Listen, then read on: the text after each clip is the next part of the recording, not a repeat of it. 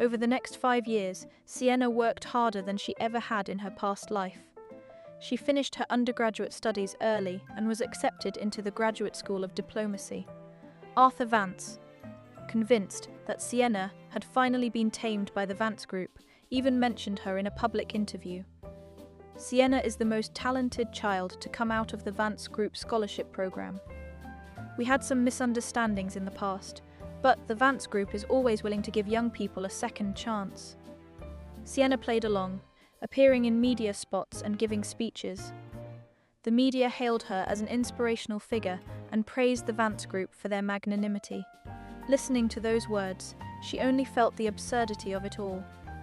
Victoria had spent those years abroad, keeping her social media active, showing off mansions, jewelry, and parties.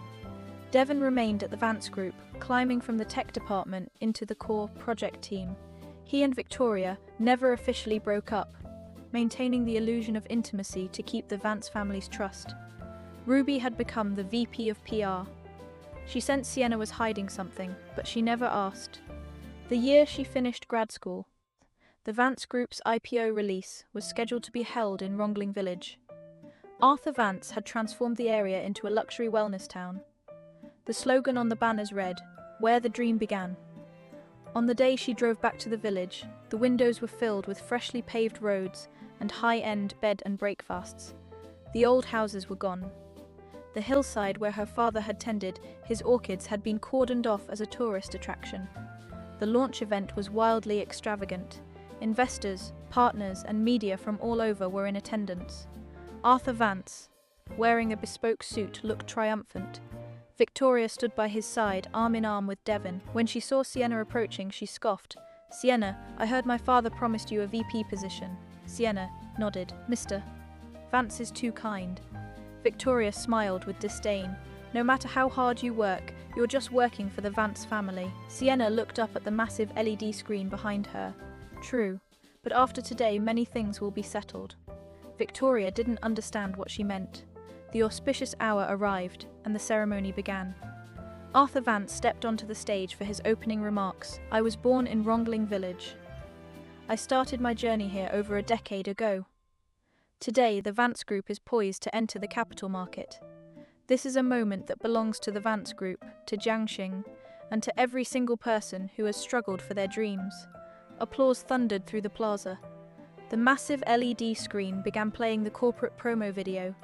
The first half was standard fare. Impoverished mountain youth becomes an entrepreneur, tourism development, charity work. Suddenly, the screen flickered. A younger Arthur Vance face appeared on the giant display. He was standing on the hillside, his tone frantic. Arthur Vance. Video. "These orchids must be shipped out by tonight." Ilias. Voiceover from video. "Mr. Vance, these are protected plants. We can't sell them." Arthur Vance. Video. Sneering Ilias. "Your daughter's tuition, your wife's job, which one of them didn't come from me? You're lecturing me on the law now." The crowd below erupted into chaos. Journalists raised their cameras. The video continued. One after another, transport manifests, overseas auction records, early Vance Group ledger serial numbers, and protected area permits flashed on the screen. Finally, the recording from just before her father's fall played. Arthur Vance, recording. "Where is the USB drive?" Elias, recording. "I won't give it to you." Recording. "There's someone outside." Then came the sounds of struggle, a crash and a scream. The video froze on the last sentence her father ever shouted. "You will all get what's coming to you." The live stream was still running. Every netizen in the country had seen it. Arthur Vance, screaming at the backstage crew, "Shut it off! Shut it off now!" The staff scrambled in a panic, but the live stream couldn't be cut. It had been hijacked. Devin stood at the technical console, taking off his headset. He looked at Sienna and gave a slight nod. The police arrived quickly. This wasn't a standard patrol response. It involved protected plant trafficking, illegal business operations, document forgery, and intentional harm, a reopening of cold cases. As Arthur Vance was being led away, he was still shouting, "Arthur Vance, Sienna, it was you!" Sienna walked up to him. "Mr. Vance, you spent years looking for my father's garden trowel, didn't you?" He stopped, the blood draining from his face. "Sienna," low voice, You ransacked my home, burned my house down, and still didn't find it in your last life. Because you never thought a simple, honest gardener would hide evidence inside the most mundane tool he owned. Arthur Vance gasped, his mouth hanging open, as the officers shoved him into the cruiser. Victoria collapsed into her chair. She grabbed Devin's sleeve. Victoria, you have to help me. You're the tech lead. Tell them the video is fake. Devin, pulling his hand away. Victoria, the year my mother needed surgery, you used your money to force me to hurt someone for you. You said I'd owe you for the rest of my life. Well, now we're even. She shrieked and lunged at Sienna. Sienna, you destroyed my family. Sienna took one step back. When you destroyed mine, did you ever ask if it hurt? The Vance Group's IPO crashed. After Arthur Vance was taken in, a long trail of old crimes was unearthed. The Rongling Village protected plant investigation was reopened, and her father Elia's suspicious death was refiled as a homicide. In the basement of the old Vance estate, police found the original backup of the security footage from that night. In the footage, her father hadn't stolen the brooch. He had gone to the study to retrieve the USB drive Arthur Vance had stolen from him. During the struggle, Victoria had shoved him. He had hit the railing and fallen to his death. To cover the truth, Arthur Vance had shoved the brooch into her father's hand to stage the fake theft. Victoria had been 16 years old that year, but she remembered every detail. That was why, whenever she saw Sienna, she felt like she was staring at a debt she couldn't outrun.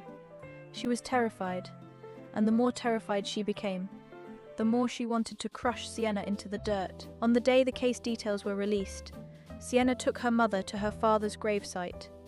Her mother knelt before the headstone and wept for a long time. Elias, Sienna has cleared your name. Sienna stood to the side, not crying. All her tears had run dry years ago.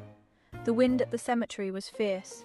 She placed her father's old orchid care notebook in front of the tombstone. Sienna. Dad, I'm not staying at the Vance Group anymore. The Vance Group collapsed. Many assumed she would pick up the pieces, that she would use this comeback to become the new queen of the business world. But from the very beginning, the Vance Group had never been what she wanted. Before finishing grad school, she had sat for the Foreign Service exams. 2 months after the press conference, email confirming she had passed the security vetting arrived on her phone. She visited Victoria in the detention center for the last time. Victoria had lost a lot of weight, her hair was cut short, and all her former arrogance was gone. Seeing Sienna, she couldn't help but jab at her one last time. Victoria, Sienna, you think you won. Without the Vance family sponsorship, you're nothing. Sienna put her phone away. Sienna. Victoria, my best days don't need you to show up. She froze. Sienna stood up and walked away. From behind her came the sound of Victoria pounding on the table. Victoria, come back! Sienna, come back! Sienna didn't look back. A year later, Victoria watched the news in her prison cell. The television was broadcasting an international summit. The camera swept across the interpreter's booth, and Victoria suddenly sat up straight.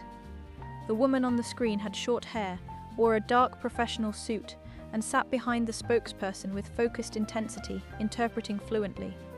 Someone nearby asked, "That interpreter is quite young, isn't she?" Victoria stared at the screen, silent for a long time. Sienna. The woman who used to be pinned to the dorm floor, the woman she called a thief, the woman she had forced to the edge of ruin, was now sitting in front of the cameras of the entire world. The spokesperson quoted an ancient poem. "For that day I hold my heart, you will not regret it, even after 1,000 deaths." Sienna paused for a fraction of a second, then delivered the interpretation. "For that day I hold my heart, you will not regret it, even after 1,000 deaths." Victoria didn't understand the English well, but she understood the Chinese. She remembered the dorm hallway from years ago, jammed with people looking for a thrill. She had held up that watch, thinking that day would stomp Sienna into the mud forever. Only later did she understand. Some people, after being pushed down, would grab onto the truth and climb back up, inch by agonizing inch, until they reached a place where she could never touch them again.